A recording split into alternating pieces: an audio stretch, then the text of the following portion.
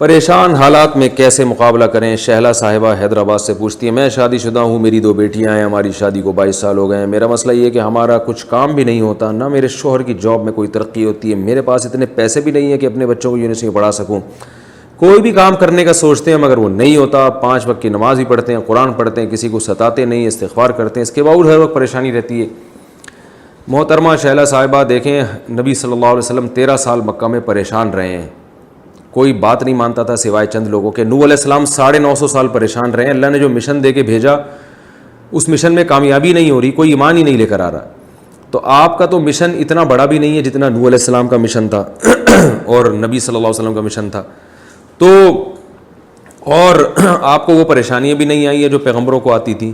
بس یہی ہے کہ بچوں کی فیس کے پیسے نہیں ہیں، یونیورسٹی کے پیسے نہیں ہیں، تو کوئی بات نہیں بھائی، صبر کریں، کھانا پینا تو مل رہا ہے نا۔ ان لوگوں کے حالات دیکھیں جن کو روٹی بھی نہیں مل رہی، فٹ پاتھ پہ جا کے کبھی دیکھا کریں کہ کیسے غریب مسکین لوگ پڑے ہوئے ہیں، فٹ پاتھوں پہ سونے کی جگہ نہیں ہے۔ رسول اللہ صلی اللہ علیہ وسلم نے فرمایا، اپنے سے کمتر کو دیکھو دنیا کے معاملے میں تو اللہ کے شکر ادا کرنے کی توفیق ملے گی۔ تو اپنے سے کمتر کو دیکھیں اور لائف کو انجوائے کریں اور پریشانی دور کرنے کی کوشش بھی کریں۔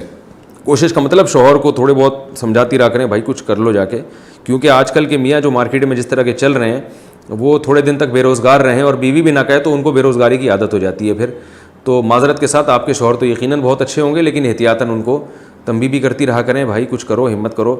تو دعا بھی کرتا ہوں، میں بھی دعا کرتا ہوں کہ اللہ تعالیٰ آپ کے شوہر کو رزق میں خوب برکت عطا فرمائے اور رزق حلال کشادہ نصیب فرمائے۔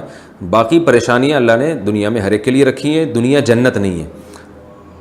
ممکن ہے کسی اور کو ایک پریشانی ہو، آپ کو وہ نہ ہو، لیکن اس کو کوئی دوسری پریشانی ہو، تو اس طرح صبر کرنا چاہیے، اللہ تعالیٰ آپ کی پریشانی دور فرمائے۔